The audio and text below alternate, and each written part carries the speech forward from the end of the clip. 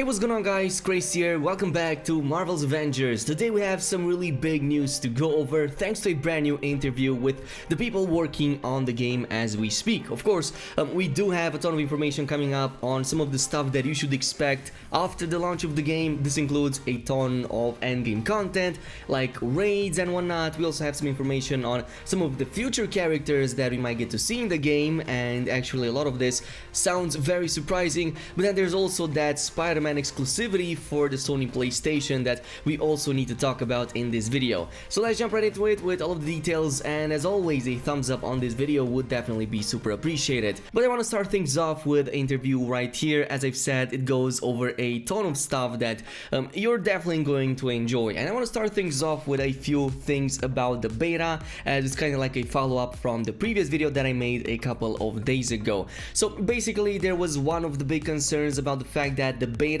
kinda seems to lack variety when it comes to the environment and the things that you get to do in it. Well, actually that is just the beta, and according to Crystal Dynamics, there's going to be much more waiting for us in the full game once it releases this September. So this includes both the environments, the zones, the levels, as well as the enemies that you will be fighting. So according to Vince Napoli, the combat director over at Crystal Dynamics, they've only included a very small amount in the beta when it comes to content, as they wanted to pick as much of small sample sizes as they could for the beta, but of course without spoiling anything. So he assures that there's absolutely going to be way more in the full game, including much grander spaces and more interesting biomes that are definitely going to blow you away once you get to see them. So what you're seeing right now in the beta is kind of like a small sample size, both in terms of the zones but also in terms of the enemy variety, as the level cap is going to be 15 while the level cap for the power level is going to be 45. So this means that the enemies are only going to be scaled up to those levels. So in the full game we're going to see much more threatening enemies and a ton more other stuff, which brings me to the rest of the content that has also been announced in the game. And apparently there's going to be a ton more endgame content planned for the full game as well as after the game has been released. This includes both raid-like content as well as a ton more heroes planned for the full game. But let's begin with the heroes, since this is basically like the main topic right now, especially since we now know that Spider-Man is an exclusive for the PlayStation 5. So we now know that the Spider-Man deal is basically between Marvel and Sony, as Crystal Dynamics don't really have to decide on this matter. It was just that they were happy to introduce this character at least on one of the platforms and kind of bring their own spin to it. So obviously it's going to have his own story arc, villains, and once it releases on the PlayStation, also its own gameplay. But this goes for literally every other hero that is planned for the game, and the fact that they have introduced Spider-Man as an exclusive doesn't replace and doesn't remove any of the other heroes that have already been in development and are being planned alongside the main game as we speak. So all of these will also have their own narrative arcs, their own stories, and even their own villains. That's mainly because they really want us to understand what each of the characters is going through, what the villain might bring to the overall conflict, as well as how this might tie in with the overall bigger storyline, which also ties in with the next question that actually is quite surprising. And there was a question about if there is a possibility for Marvel's Avengers to also include something like the characters in the X-Men, like maybe we could get to see Wolverine, which I would really love if they did that, but also like the other ones like Beast, Rogue, and whatnot. And surprisingly enough, yes, that is on the table. According to the creative director, it seems that their license extends to the entirety of the 80 years history of Marvel's and everything that is in that universe, including of course the X-Men. The only question that arises is how can Crystal Dynamics tie all of that in so that it makes sense in the overall story that they are trying to tell. So it wouldn't be too far-fetched to believe that sometimes after they're done with the main Avengers, then they would go on to the other characters, maybe even introduce the X-Men, which would be really awesome. I think that they could really add these characters. They would make sense in the overall story even as it is right now, and it's just a matter of how Crystal Dynamics approaches the whole thing and how they make it compelling enough so that these characters eventually get introduced. It's really awesome to see that their license actually extends to the overall entire Marvel universe. No matter how that's going to pan out, of course we're going to cover more of that once it happens, but in the meantime I do want to talk about some of the more content that we are going to see in the game once it launches. So obviously this is the beta, it only gives us access to a certain number of missions mission types, as well as only a few ones from the beginning, since the max level is 15 and the power level is only 45 in the beta. But the end game is going to be much more than that, and actually there's going to be quite a bit of raid-like end game content that's going to be both available at launch, as well as stuff that is planned by Crystal Dynamics once the game releases. So let's go over a few of these that have been mentioned in their interviews. I want to start things off, of course,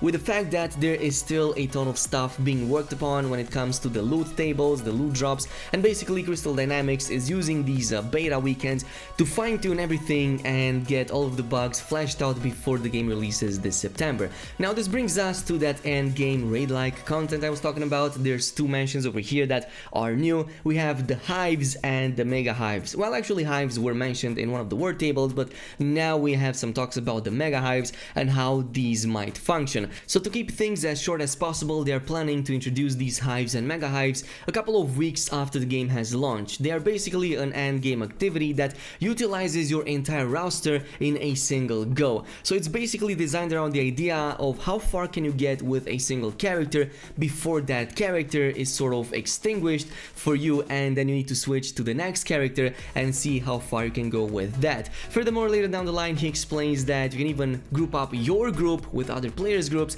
and kinda go in these mega hives and take them together.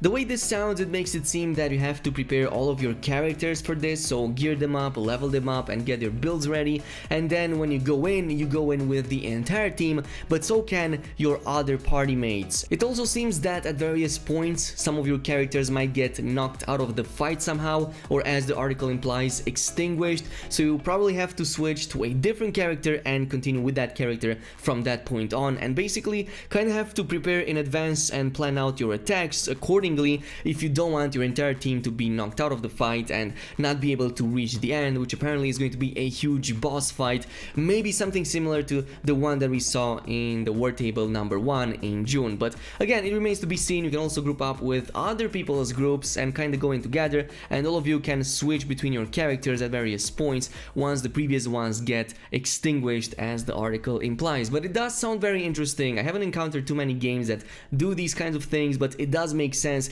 since you can level up all of your characters, you can provide gear to them, so it totally makes sense for Crystal Dynamics to make use of them in like a group scenario, and I'm actually quite excited for these mega hives. But there's a ton of other content in there that is also in the end game category, and I want to talk about these as well. There's going to be plenty other missions that you can go in and are quite high intensity, like for example one of them was described to be this kind of like an area in this time shard frequency where you're constantly taking damage, but you also kind of have to complete them in a fast way. They are on a cooldown, so they only spawn every couple of days. They kind of refresh, but they also provide some of the best loot that you can get from them, so you're definitely going to want to get prepared for these and be as efficient as possible at covering them. On top of these, we also have something called the cloning labs that they might talk about in a future word table event. We don't really know exactly what these are, but I really want to see more of these. What's for sure is that for the first couple of months after the game has been released,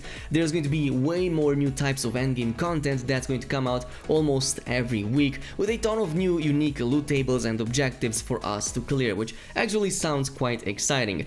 On a final note about the raids, there was also the question about the possibility of increasing the party size maybe later down the line, since obviously raids usually imply a large group of players getting together and clearing up big content, and that is actually something that Gearbox might be doing in a future expansion.